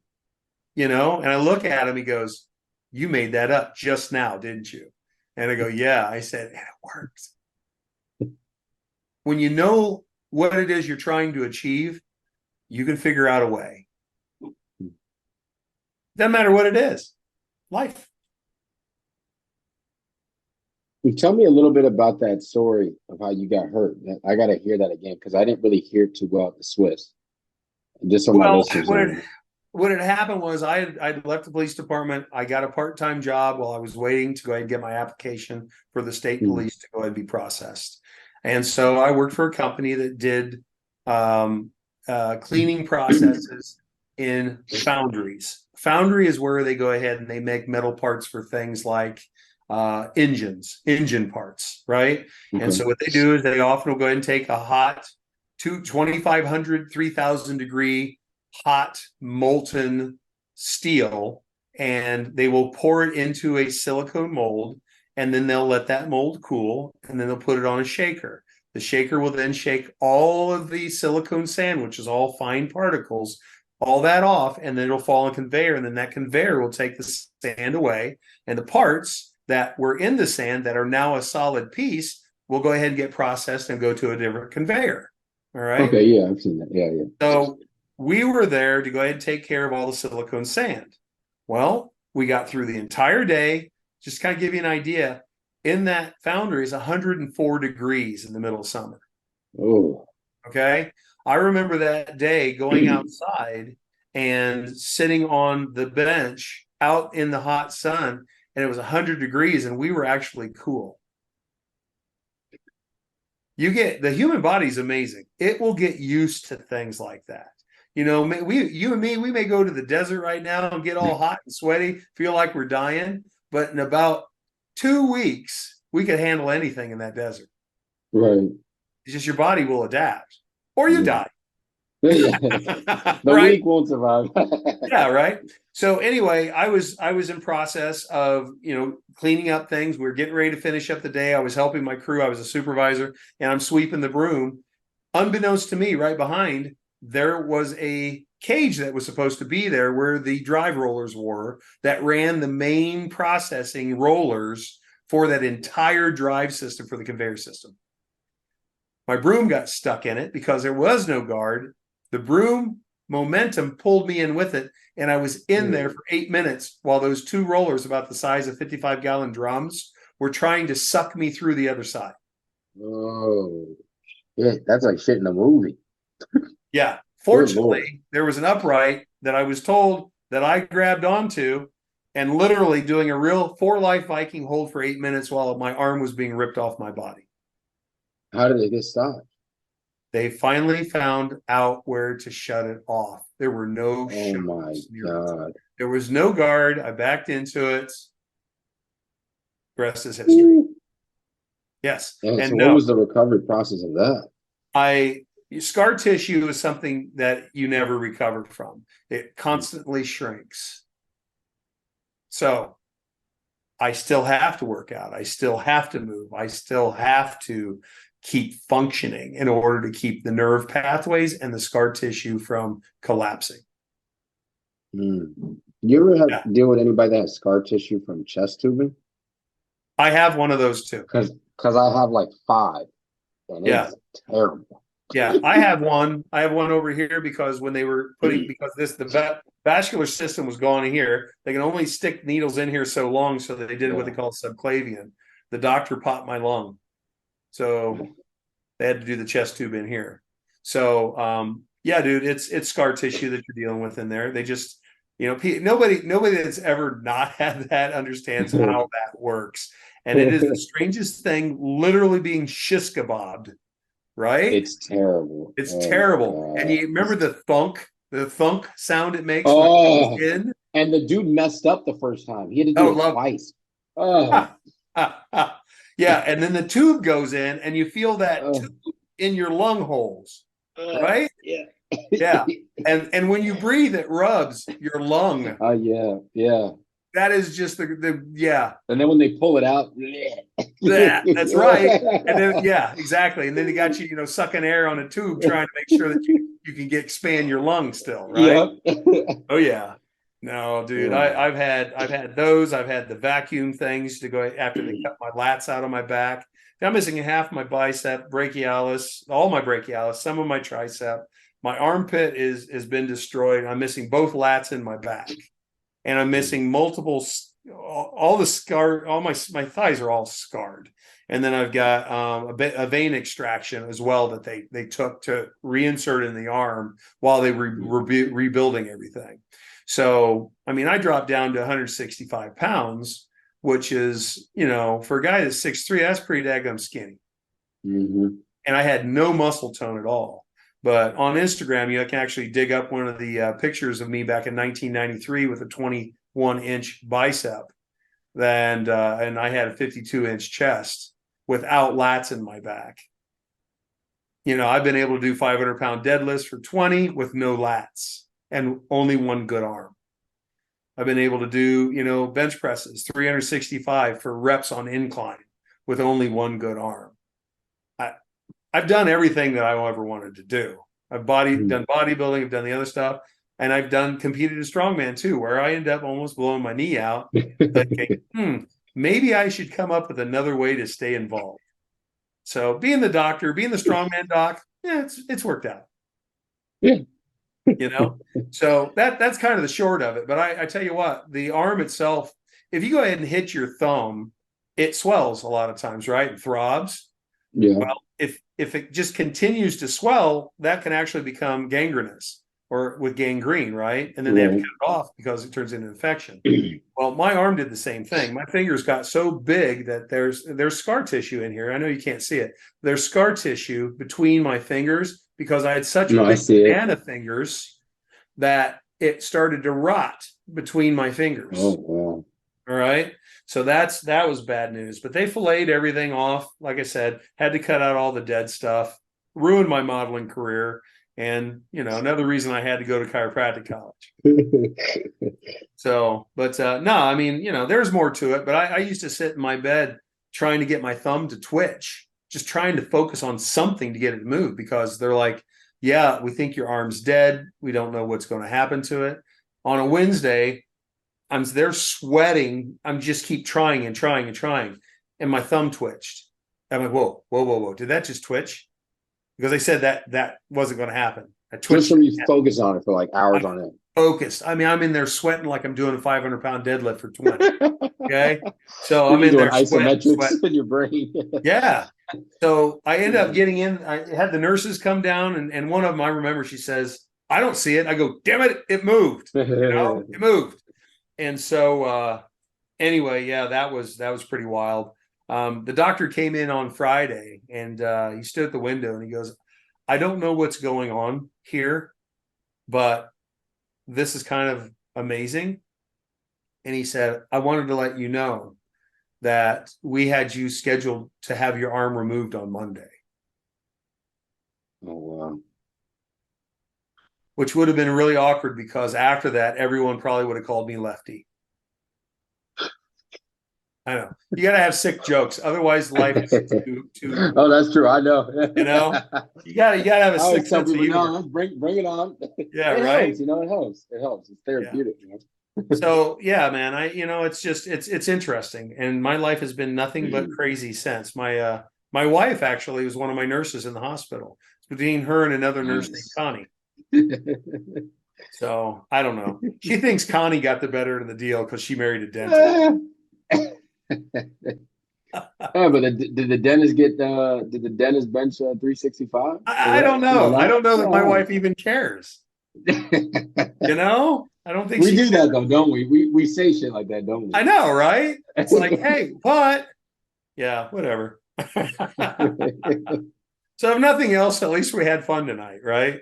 We did, and I really appreciate it. I know you're busy, and it's just cool. Like, I mean, the biggest goal for me is always, selfishly, I get to learn from great people that I've had on my pod, and I'm always surprised when people say yes. It's always cracks me up, but it's because I'm also choosing people that are a lot like me, where it's like people are like, man, I can help some more people, and you just get amped. You know what I mean? And it's like, even if you're not, I always say, if you're not able to see me as a strength coach or this person in this area, maybe you live here, I got somebody for you. And that's like the biggest thing I've done with my pod, because I've had athletes, if they're traveling here, oh, you're traveling here, can you go to this gym? I don't even want you to do online programming with me if you can work with this strength coach in person, And if I can do that more and more with all the areas of our field, You know, I Mhm. mean, just kind of like how you're doing. You know, it's just like more people can learn, more people can teach, and less mistakes can be made. You know, that's what matters. You know, and have some 100%. laughs in between. Yeah, well, I mean, listen, like I said earlier, it's very rare in life that you can actually have a win-win scenario. And what I'm trying to do in concert with, these strength organizations that we've talked about is to develop a system that can be really beneficial for everybody. And, if I can do another shameless plug to go ahead and get other chiropractors engaged in what it is I am doing, if they can go to strongmandoc.world. You can go all the way to the bottom of the thing, and it actually has the pricing for the students and then also the chiropractic doctors. We're going to get them some swag. You saw me in my jersey that I had with the ICA. We're going to do jerseys in fact, we're in process of ordering those jerseys now, so that the doctors themselves can feel like they're part of the team. And our Mm. goal is to develop a worldwide team of chiropractors with skill sets that people will pay for, that are going to be reproducible and allow them to perform maximally. And I don't think that's a bad goal. No, that's a pretty awesome goal. I mean, and I think it's just going to also change the narrative because a lot of people like me, it's like, man, I could see what the benefit is, but there's too many people where I'm like from afar. It's like I can just tell this is a little bit more quacky than it is going to be helpful. And it's like if I'm paying the money, if I can either finagle a way around it, if I can go to a physical therapist, or I just deal with the pain and try to manage it, I'm gonna do that rather than it looks like this person's doing something that's gonna paralyze me. I don't know if that's worth it. You know what I mean? Well, Rather have a people clinic have been a around little concerned it. about me doing some of that, but it looks a lot worse than it is, right? But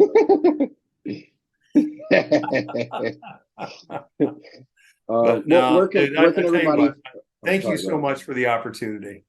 No, no, no. I mean, it's funny when people say that, but I always have people that are so big. So it's like, no, thank you for coming on, especially late at night. You know, you got your wife and everything. I don't know if you have kids, but like your busy schedule, I really appreciate it. So Well, my thank kids are you. all grown. I'm working on the grandkid scene right now. Oh, wow. Oh, but that's the fun job. That's the fun job, right? Yeah, yeah. So I can go to bed anytime I want to. I Oh can yeah. eat my dessert and my ice cream before supper too. All right. And Well, it looks like I do it too. well, shit, you look really good at one point. You know, you put in your time. You can say, "Look, I got the pictures and videos show. Look what I did." Yeah, Now I'm nobody going to cares. enjoy life a little bit. Now Yeah, I'm nobody going to cares. enjoy. Nobody cares. That's the funny thing. It's like, if you ain't doing it right now, it don't count. Yeah, that's Oh, true. that's not fair. So tell everybody where they can find you, all your sources, and I guess also the different places where to find you for what. um, Pretty much, if people, we take care of the people who are in trouble most of the time. That's why I Mhm. call my office in Chiropractic and Wellness, like Indiana, in Mhm. Chiropractic and Wellness. And you can go to inchiropractic.com. Super simple email or website address, right? So inchiropractic.com for chiropractic stuff. My office number and everything you can go ahead and get. It's got my email, it's got my cell phone on there. Everything is on there. Okay. As chiropractors, if you want to learn how to be better at your craft and want the opportunity to go ahead and expand your craft into literally every potential sport out there, because the skill sets that I've developed will cross every sport. There's not one Mhm. sport it's not good for. And there's a reason why I know that, right? Because I've taken care of a lot of people in all those different venues, right? So, but if the doctors want to do that, strongmandoc.world. And just could you do me a favor in the next day or two? Could you just send me a good profile pic of you and then like a 1 to 2 sentence bio so I can use it for the post on Instagram to promote everything? Yeah, I can actually go ahead and create there's a link already on there that has my CV on it. And Oh, okay, okay. as far as getting a good profile pic, that's kind of an oxymoron because I ain't pretty anymore. Well, just decent. Give me something decent. Are I'm you decent. decent? Okay. Are you All right. decent? Decent's okay. I can do decent, right? Yeah. Ish. And then Right. I may probably just take some of the because you have some cool videos of you like working on people.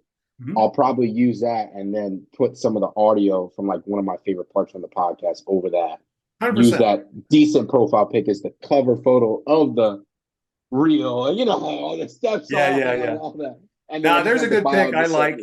That's okay, it's me with an orange jersey that was done by Meathead Movie Productions, and I kind of like that one, so I'll probably send that one to you. okay. But yeah, you can go to YouTube. If you type in hashtag Strongman Doc. I'm pretty much everywhere. You follow me on Instagram, follow me on Facebook, follow me on YouTube.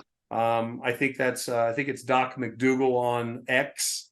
I think that's all I've got right now. I don't know, but there's so many platforms out there that I don't have time to, Right. nurse all of them. Really, truly. Yeah. So busy, busy. It's like I tell people, I'm busy making money by touching butts. Well, I man, know it that's was just not awesome right. having. Yeah, yeah, no, that's good. We're not PG-13 on my Good, podcast. good. I Yeah, think I yeah, yeah. did pretty well. I didn't really hardly even swear today, which is really not like me. Well, So that means we just gotta get a drink in you and let's get loose. I'll have to send you a bottle of scotch or something. Drink scotch together on the next episode, Oh, right? I like that. I like that. That's good. Next time, well, definitely. One of the guys that I've been meaning to take his seminar, Jason Gussick, I believe he's in Indiana. He runs Conjugate Tactical. So if I ever Okay. get around to taking that one, I'm definitely going to come see you. Yeah, So then I dude. don't have to. I can be at peace when I'm getting adjusted. I don't have to worry about You may not feel that way. it. And now, if I get messed up, I will haunt you. Yeah, yeah. Oh, you won't be messed up because not any worse than you already are. That's for sure. Okay. That's why I think Well, we're going to be good friends. yeah, Messed up, I I like messed up. It's good. That's it. great. Well, I appreciate you. You have a good rest of your night, and I'll keep you in the loop when I'm about to post it. Okay. Okay, yeah, and I have Yeah. a lot of people that are excited. I know that they have. I've shared your link to Yes. and you may have seen some of that already. So Mhm. I'll do what I can on that. Just as a side note, you have a fellow by the name of Tom Inclendon that you did Yes. an Yeah. interview of. If Yeah. he was a strongman athlete, I actually treated him back in 2000 at one of the events in which he blew out his knee and reset his Wow. knee so that he could get back to have the surgical process done. Wow. That's crazy. If it's the same guy, he actually used to work write for testosterone. Was it Testosterone Yep. That's Nation? him. Yeah. Yep. Yeah. That's him. Yeah. Yep. So I figured that name was just unusual enough that he will definitely So, remember me because he that's wrote funny. he wrote an article about what had happened at that event. That was pretty cool. I think it was in 2000. I'm pretty sure it was. Yeah, I bet you probably know a few people on there because I've had a lot of people that are either elite FTS guys, West Side guys, and all in that Ohio, Indiana area. Mhm. I'm sure. Like I have plenty of friends that own gyms in Indiana or Mhm. Ohio, and all that stuff that I've had on the pod. So there's probably other people that know you. I mean, Yeah. Well, I obviously. tell you, sometimes you're either famous or notorious or maybe a little both, right? That's good to be. No, I've had a Uh, lot of fun, man. This is great. I hope that there's stuff that you can use on this that'll help you kind of move things forward. But and if you need to take clips or whatever to go ahead and advertise or market or do whatever you need to do with it. I mean, I don't think I've said anything on here that is too. no, uh, you watch your P's and Q's. I tried a little bit, you know. You told the line, which I like. You told Yeah, well, listen, it. it's one of those things, man. I ain't dead yet, so I got to still play the game, right? I mean, that's the Yeah. deal. In those last 10 seconds, that's when you really start saying the stuff. Letting it fly. Yeah, well, that's the good clips you put on the front side going, he said what? Right? Yes, sir. All right, man. Oh, Listen, all right, man. bedtime for me, probably you guys stay Same. up super late, don't you? You young guys. No, no, no, no, no. Especially with the C. I Yeah, got clients at 7 too, so I gotta get up. yeah. Yeah. Are you doing okay, man? Yeah, I'm doing pretty good. I'm about to start this like I'm doing immunotherapy and chemotherapy for about 6 more weeks, and then I got to do a stem cell transplant. So that's going to kind of mess me up because that's what's going to. I get 3 weeks in the hospital, 1 week of doing the chemo, then it's basically 2 weeks of recovery, and Mm-hmm. then it's 3 months, 3 to 6 months. I'll probably be a little bit faster. Everything I've done, I've recovered faster. But it's 3 months of just sitting at home because your immune system is reset essentially. So I'll be able to Well, work out and in that's my where, house, you know. and you know what? And this is where a chiropractor with decent skills and a short algorithm might be able to help, because your Mm, immune system right here, this is your thymus yeah, gland. You go ahead and you that's where get my mass adjusted. is too. Is it? No shit. Yeah. Interesting. Mm, So the interesting thing is, it makes me wonder what an adjustment, how it would help you, mm, you know? And it doesn't even have to be much. Get in there, get that atlas, maybe open up your shoulders a little bit, stay away from this, but you can open up T1, get in there and boom, adjust mm. that, help keep your shoulders clear, help open up your lungs a little bit. Yeah, because my lungs got Here. messed up bad from it. I mean, my right one's completely collapsed when I first got diagnosed with it. Yeah. They say my lungs look excellent now, but it's still like I know what my excellent really is. You know what I mean? Yeah. So, 100%. especially with all the scar tissue on the side, it's yeah, Yeah. Well, and that's just going to be an irritant, yeah, and part of it is because you're not working it as hard as you could be, which will kind of yeah. flatten it all out, right? Mhm. So, I mean, I still have a dip, a dimple right here where they poked it, especially because now I got a chubby spot over here, right? And so it's like I got a belly button over here now. Yeah, that's kind of disgusting. I know. I'm just sharing, right? I like it. Hey, listen, go team, right? So, but yeah, dude, don't worry about that. Try and keep your chin up. And I'm going to send you a message. I saw that your phone number came up over here on the what you call it. So then you'll have my cell phone number. So if you need to talk, Okay. man, just give me a shout, and you know we'll cuss at each other and shit, and that'll make everything better, right? Well, I appreciate you, man. Thank you for going the extra mile and just spending this time with me. Yeah, This was a lot of fun. that's fine. I hope this here helps blow up your podcast in a good way. That'd be good. That would be good. Added bonus. Yep. Yep. I've never been called that before. See, now the only thing I hate about this is that I don't get to hang out with people in person that I really like. That's the shitty part. You But know? the wonderful thing on the side though, at the same time, is that because of this technology, we're able to do this and get to know each other a Yeah. little. Yeah. So, you take the good, you take the bad, Right. work with what it is. I'm fortunate, that I've got friends all over the place, all over the world now. And Yeah. and it's just the same way though. You feel kind of like, gee, it'd be really nice to talk to Magnus right now, Mm. or it'd be really nice. I wonder how Nick is. Maybe I should just call Nick, Mm. that kind of stuff. So the big thing for you, do you have kids yet? No, not yet. Yeah.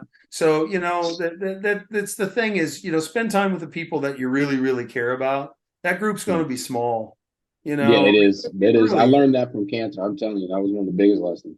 yeah. I was Yeah. being able to narrow it down. Yep. And that's a tough reality. I know for me, I realized rather quickly that, here I went through this huge life-changing event.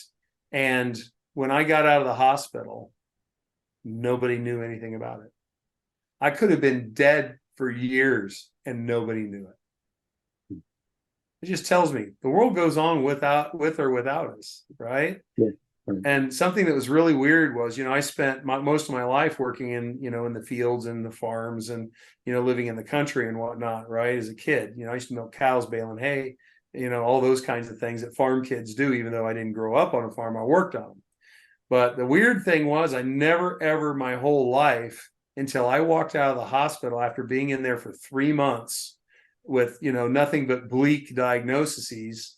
And the first thing that I noticed when I walked out the doors, I could smell the corn in the field.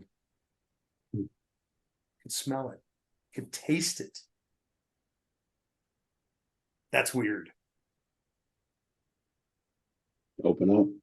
Yeah. Realize what's important. More You know? grounded. Yeah. Not caught up I, in the BS. So I guess that's the thing, that I want to share with you is that kind of thing. If you can, I've got my deck back here kind of set up. I don't have a big mega house. I probably have one of the nicer houses in Vinylville, you know, with my brick front on it. But I got a decent deck. I planted a couple trees out there, got a waterfall. And dude, I mean, this morning I went out there, no sound, no noise, drank my coffee, ate my oatmeal, and just soaked it in. And really, that's living. And it's cleansing for your soul. And so, if you get a chance to do those kinds of things, do it. Do it with your gal, Yeah. The thing is with her, she's going through this in a different way than you are. Yeah. And it's hard. It's hard, it's scary, But dude, I mean, the first thing for you is just be able to talk about it. I mean, it's just like, for me, I used to laugh and cut up the entire time. And they're like, dude, your arm's like gangly awful. You stink. Your arm's rotting. You're in there cutting up jokes, Dude, that's how I manage. That's how I still manage. I mean, people are like, well, you take care of your athletes, you take care of your patients. Wow, that seems like that might be a little inappropriate. And it's like, but am I real? Mm-hmm. Am I involving and engaging that person, not as a patient, but as a person? How do you engage that person? I will share with you, I don't know if you are familiar with it, but one of my favorite movies on how to probably be the worst doctor, but how to be the best doctor at the same time. And that is Patch Adams with Robin Williams. Have you ever seen it? I don't know if I have, because I'm a Robin Williams fan. I don't know if I have. Patch I'm gonna Adams. write it down. It's got him, I think, on the cover with great big shoes and a red nose. One of my favorite movies. Okay. I gotta watch that. Watch it with your girl. You guys will lose your shit. It is funny, but it's also very sad. There's a sad spot in there too. That's a good one though. That's how they get you. Oh yeah, it sucks you in, man. All the way through, sucks you right in. It's a good movie. It's a really good movie. But I'll share that one with you. Notebook's another good one. Seems like a chick film. I watched that one. Yeah. Yeah. So, yeah, Patch Adams, great movie. And whenever you go and you see it from now on, then you'll go and you look at me and you go, I see where he's going. I see where he's going. So, but yeah, everybody just needs to be just need to be real. I think that's the most important thing. So I guess I'll leave it with that, huh? That's a good note. I like leaving with a good movie. Yeah, right? Heck yeah. So you probably get on Netflix. Oh yeah. I mean, I got how many damn streaming services I subscribe to now. I'll get it. Oh, I'll get it. Right? No, I get it, dude. I get it. As long as you cancel Disney, you're all right. I still got Disney because I love Star Wars. Oh, I can't get rid of Disney. I gotta keep it for the Star Dude, they cancel cultured one of the main characters. They're out of here. Oh yeah, with the Snow White one. Oh, yeah. Oh, don't even get it. Now we're gonna get. Don't know. We got to say. Front seat team. That's off air good shit. That's off air. I don't know. I got some people that they get mad. Hey, listen. I figured you cut it off by now already. Oh no, I did. But yeah, them changing everything and trying to redo instead of just creating some new stories. I'm like, Jesus, do y'all have no writers anymore? Why do we have to get rid of everything? We just make some new ones.